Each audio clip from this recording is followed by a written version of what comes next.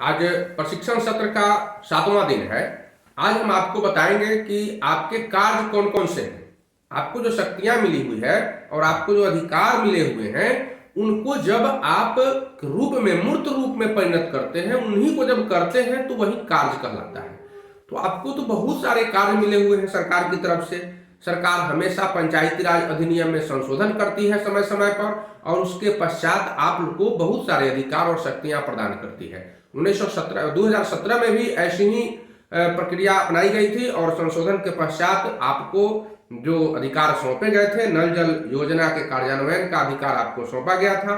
मुख्यमंत्री गली नाली योजना का कार्यान्वयन का भी अधिकार आपको सौंपा गया था, और इसके साथ साथ ही और भी बहुत सारे अधिकार आपको सौंपे गए थे। तो इनके खिलाफ सारे मुखिया लोग हाई कोर्ट चले गए थे। हाई कोर्ट में जाने के बाद इन्होंने कहा था कि आपको ये अधिकार नहीं मिलने चाहिए थे, परंतु सरकार ने उसी समय नियमावली में संशोधन किया और फिर आपको शक्तियां प्रदान की, जिस पर हाई कोर्ट ने मुहर लगाया और आपको ये सारे अधिकार सौंपे गए। तो जो भी अधिकार सौंपा जाता है, मान लेते हैं आपको अधिकार दिया गया 5 कट्ठा खेत में गेहूं बोना है, आप तो 6 कट्ठा खेत में गेहूं नहीं बो सकते हैं, क्योंकि आपको 5 कट्ठा में ही बोने का अधिकार दिया गया है। तो जब गेहूं बो देते हैं वही तो कार्य है। अधिकार मतलब आपको इतना काम करने का अधिकार है और आपने उसे कर दिया, वह आपका कार्य हो गया।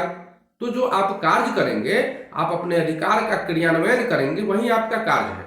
आपके कार्य बहुत सारे प्रकार के हैं, जिसमें पहला कार्य है पंचायत के कार्यकारिणी समिति की प्रत्येक बैठक में भाग लेना। समय समय पर मुखिया जी के द्वारा पंचायत में सभी वार्ड सदस्यों की बैठक बुलाई जाती है, जिनको कार्यकारिणी की बैठक कहते हैं। तो कार्यकारिणी की बैठक में आपको भाग लेना है, हस्ताक्षर भी करना है, प्रस्ताव भी पारित करना है। दूसरा कार्य है अपना कि अपने वार्ड की प्रत्येक समस्या को, जो भी समस्या है आपके वार्ड में, उनको अर्थात जनहित की हर समस्या को आप अपने पंचायत के कार्यकारिणी समिति की बैठक में कार्यवाही के रूप में अनिवार्य रूप से शामिल कराएंगे। तीसरा कार्य है आपका कि वार्ड सभा का आयोजन करना और उस आयोजन में उस बैठक की अध्यक्षता करना, चूंकि आप ही पदेन अध्यक्ष होते हैं। चौथा कार्य है वार्ड सभा की बैठक में जो भी कुछ करना है वार्ड में, उसके लिए प्रस्ताव लाना है और उस प्रस्ताव को पारित भी करवाना है। पांचवा कार्य है विभिन्न विभागों से पत्राचार करना। आप एक लेटर पैड छपवा लेंगे और कुछ भी लिखना हो, चाहे वो वीडियो साहब से कुछ मार्गदर्शन लेना हो, पंचायती राज पदाधिकारी अर्थात जीपीएस से कुछ मार्गदर्शन लेना हो, तो आप कागज में पत्र जरूर लिखेंगे। पत्र का बहुत बड़ा बहुमूल्य पत्र जो होता है बहुमूल्य होता है, मतलब पत्र का जवाब तो देना ही पड़ता है सरकार को और सरकारी पदाधिकारियों को, और वो आपको निर्देश देंगे, बताएंगे कि आपको इस तरह से कार्य करना है और आप उससे अलग हटकर कार्य मत करिए। जो निर्देश है आपको उसी के अनुरूप और उसी के अनुकूल कार्य करना है। तो ये विभिन्न विभागों से आपको पत्राचार भी करना चाहिए और उन पत्रों को संचिकाओं में संचित रखना चाहिए। छठा कार्य है कि वार्ड में किसी भी कार्य विशेष के लिए, अर्थात जो भी काम करना हो, गली नाली बनाना हो या फिर आपको नल जल का काम कराना हो, तो इसके लिए प्रत्येक घर का सर्वेक्षण होता है, जिसको पारिवारिक सर्वेक्षण कहते हैं। तो ये भी कार्य आपको करना है। सातवां है कि जो कार्य करने जा रहे हैं, तो कनीय अभियंता, जिसको हम लोग जेई कहते हैं, सामान्य रूप से हम लोग कहते हैं जेई, जूनियर इंजीनियर, तो कनीय अभियंता से आपको मिलकर और उस काम को करने के लिए प्राक्कलन भी तैयार करवाना है।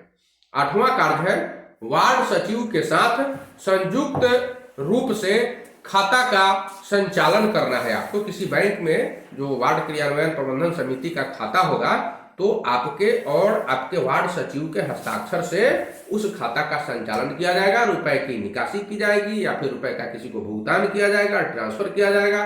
तो ये सब काम आपको करने हैं। 9वां कार्य है आपका कि सरकार के निर्देशन में, सरकार ने जो गाइडलाइन जारी किया है, जो चिट्ठियां जारी की है, उसमें जो कुछ लिखा हुआ है निर्देश, उन निर्देशों को पढ़कर और पंचायत सचिव तथा जीपीएस के मार्गदर्शन में कार्य को संपन्न कराना है।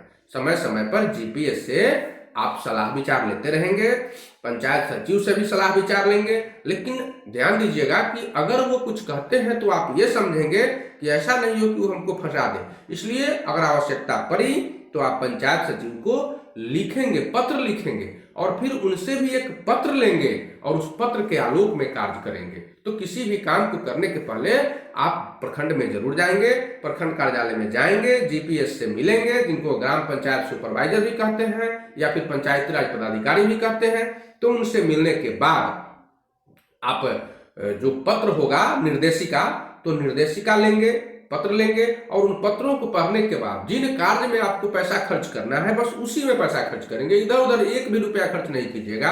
अन्यथा ये वित्तीय अनियमितता का मामला बनेगा और इसके लिए आप पर एफआईआर दर्ज की जाएगी और उस 1 रुपया भी अगर आपने गलत खर्च किया है तो आपसे 1 रुपया वसूल लिया जाएगा। तो यही कार्य करना है, घबराने की बात नहीं है, आप परेशान नहीं होंगे। ऐसा नहीं कि कुछ गलतियां हो गई तो आप परेशान हो जाइए, तो गलतियों से परेशान नहीं होना है, क्योंकि सरकार भी चाहती है और सरकार के पदाधिकारी भी चाहते हैं कि मैं किसी भी जनप्रतिनिधि के ऊपर एफआईआर नहीं कराऊं, प्राथमिकी दर्ज नहीं कराऊं। ये तो बहुत मजबूरी में हो जाता है, ऐसा बहुत रेयर केस में होता है। तो आपको ऐसे डरने की आवश्यकता नहीं है, घबराने की आवश्यकता नहीं है। अगर कुछ कार्य में ऐसा होता है तो जो काम करता है गलतियां उसी से न होती है, जो कार्य करेगा ही नहीं तो वो गलती कहां से करता है। आप रोड पर चलेंगे तो हो सकता है उसमें ठेस लग जाए, कोई पत्थर से आपको चोट लग जाए, और जो घर में सोया रहेगा चलेगा ही नहीं रोड पर तो गलतियां उससे नहीं हो सकती है।